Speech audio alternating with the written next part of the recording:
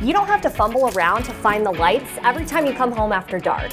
With CPI Security Places, the lights will come on, the doors will unlock, and the thermostat will adjust as soon as your CPI security system detects that you're close to home.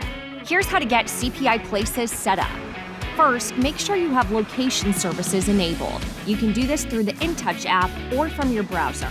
From the InTouch app, press App Settings, Location Services, toggle the Location Services button on, press Enable, then select how far you want CPI Places to extend.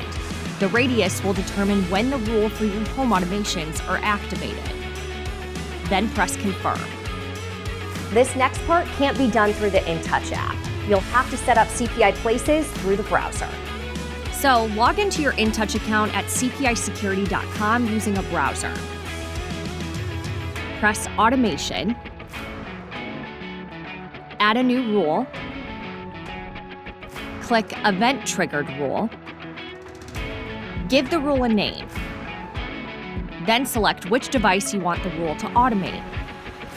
Select when you want the rule to run, in this case when people cross a geofence, and depending on how you want the rule to run, select your phone, enters, and home.